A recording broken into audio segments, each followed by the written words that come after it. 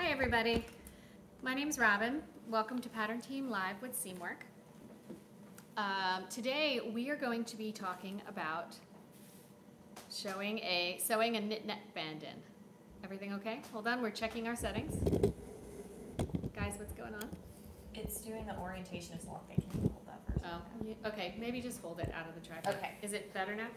No, It do I need keeps to telling click us to rotate the device back. No. Oh no, technical difficulties.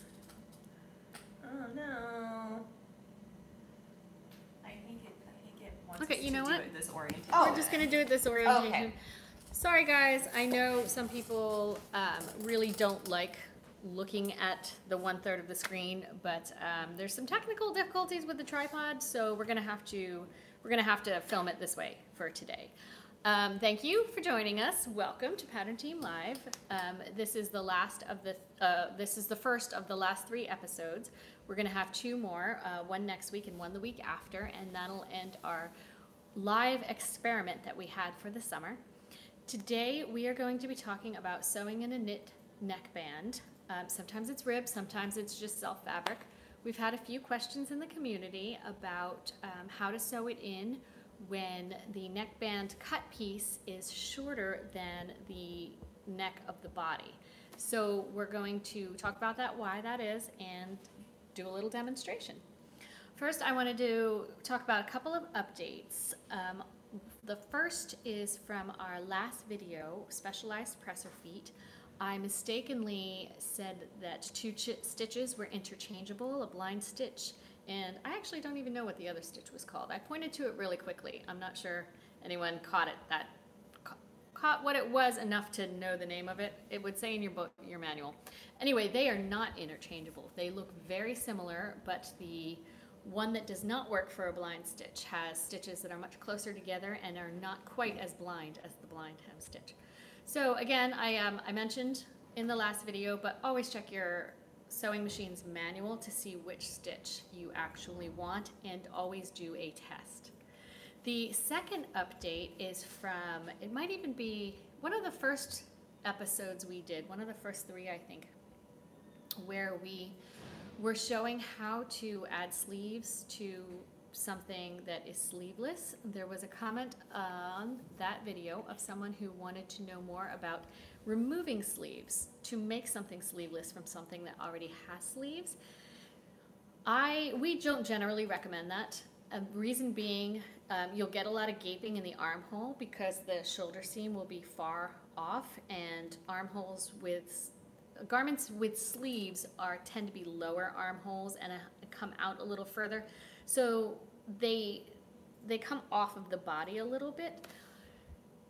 To fix that, it's a bit fiddly, and you would have to do a couple muslins, raise the armhole, bring it in closer, bring the shoulder seam. There isn't really a exact recipe for doing that. It just takes some testing. So it's not something I tend to recommend. I usually recommend, if you want something that is sleeveless, start with something that you like that is sleeveless, and then alter the body or the neck how you would want it. If you still want to make something that has sleeves sleeveless, move the shoulder seam in, raise the armhole. Sometimes I even curve it up a little bit, and then do a couple muslins till you get it where there isn't any gapping. Okay, so those are the updates. Now we're going to move on to sewing a neckband in. So what I am talking about is a neckband kind of like this on a knit t-shirt. This is the Seamwork Rio, and the neckband lays nice and flat. I'm sure you've found that if you've made t-shirts that the cut piece of the neckband is considerably smaller than the actual neck. And the reason that is if it was the same size, the neckband would fall off the body, like this young lady up here. See how it does not lay flat against the neck? It kind of falls forward. I think it's doing it in the back just a smidge, or not. It's not now. But anyway, it falls forward. So this neckband, I cut exactly the same size of the neck, of the neckline measurement, and sewed that on. And that's what happens to her. So now I'm going to demonstrate sewing the neckband in when it's smaller. Follow me. I've already sewn up a little mock-up here and the neckband. I have already folded it in half. So what I'm going to do now is I'm just going to sew the ends together.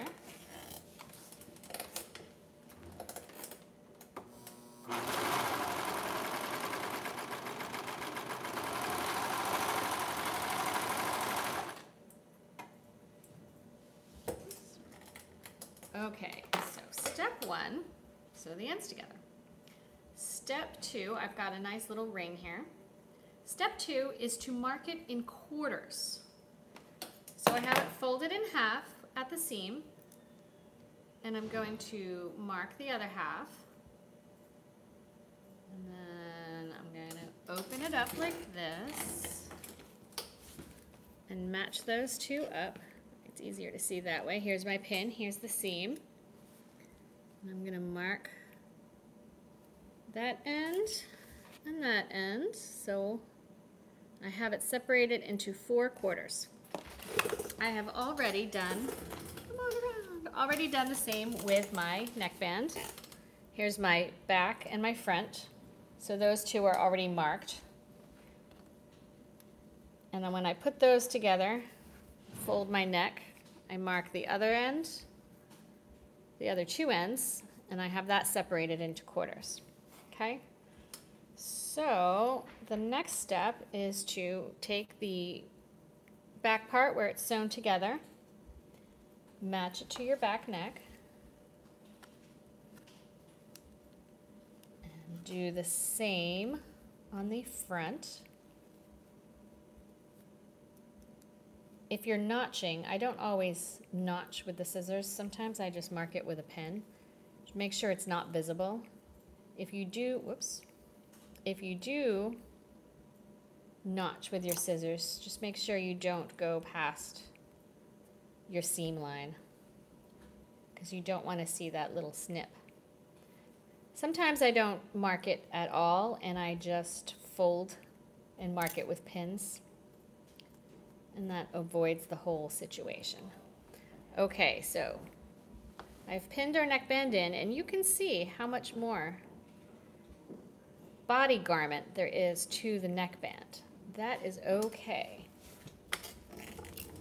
Hi there, Chris. Thanks for joining us. Hi, Chris. Sorry, go ahead. For those who have just joined us, we're showing how to sew in a knit neckband. So you can do this on your regular machine with a zigzag stitch, or you can do it on your serger. It's sewing in the round, which sometimes takes a little bit of practice on a serger. So if you've never done it before, I would practice a few times before attempting to put your neckband in. So I'm going to start it off until I get that couple of stitches in my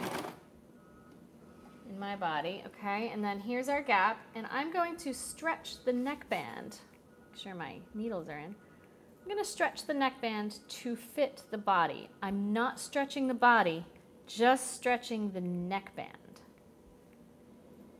Sometimes I hold it here with 2 hands. Make sure that body is flat.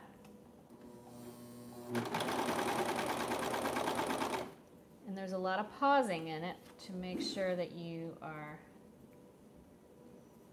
stretching that neckband the correct amount.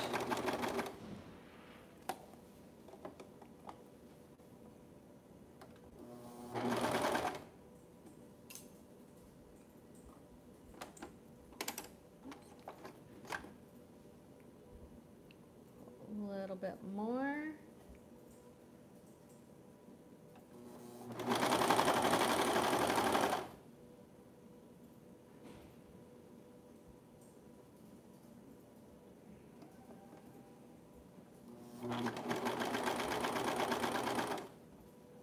You'll notice the neckband is on the cross grain of the fabric. If there's a pattern piece, you'll see that it should be cross grain because that has more stretch. than the lengthwise grain. I recently attempted a lengthwise grain neckband because I didn't have enough fabric going in the cross grain. It did not work out very well. It looked terrible. I cut it out and I seamed a cross grain instead. And that's actually the shirt I'm wearing. It has 2 seams on it. But nobody sees those.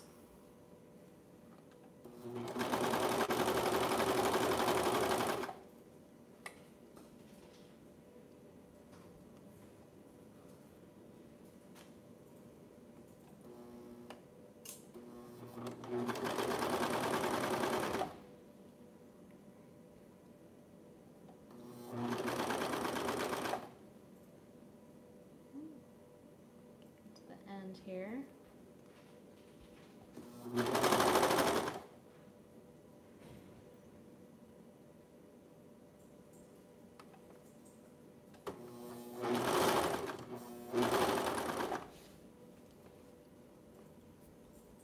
we go, and you can see where it's meeting. And I just go over your stitches.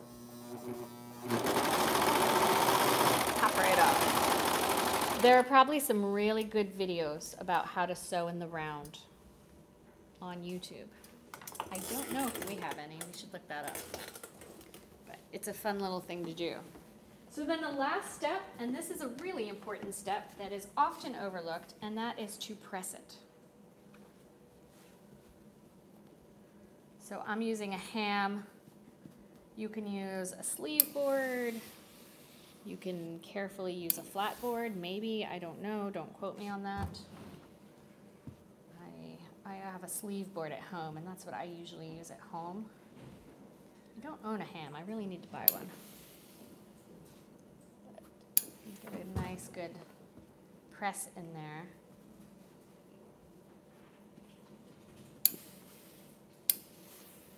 Oops, I got a little puckery in the back.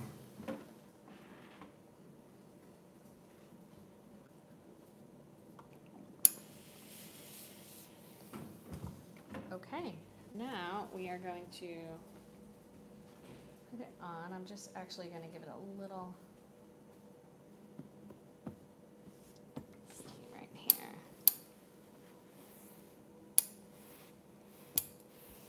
There we go. Okay, and I'm going to put it on the form here.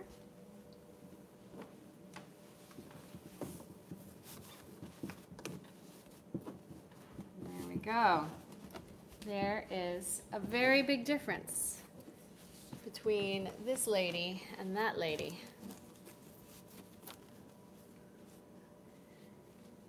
What do you guys think? Sewing on a knit neckband. Now, if you're drafting, there are no sleeves on here. If there were sleeves, it would probably pull this a little bit more there. It's nice and flat. And here is the, again, I'm wearing the Rio, and you can see my 2 seams up here. Where's the other one? Is it there? Yeah, I see it there. There we go. Yeah. You can see my 2 seams because my length grain neckband did not work, so I had to recut it on the cross, and it lays nice and flat. Generally, as pattern makers, when we are drafting neckbands, we do 85 to 90% of the measurement of the neck. So if this neck was 10 inches, we would do 8.5 or 9 inches, depending on how stretchy the fabric is or what the garment is, what the style is meant for. So something really stretchy like this, we would do 85%. Something with a little less stretch, if we meant it for like French terry or something, we'd probably do 90, but not expect it to lay so flat. And there you go.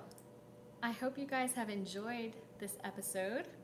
Anybody else join us? Any more comments? No, no problem. You guys, if you are watching this later, I hope you enjoyed it. Feel free to put some comments under the video if you have any questions, and we can do an update on our next video next week.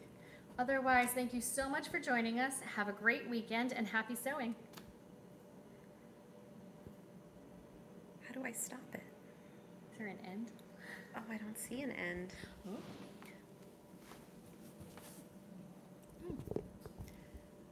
Oh, you're welcome, Chris. Thanks, Hi, Julie. Julie. Maybe we zoom in on our nice neckband before we exit. Bye, ladies.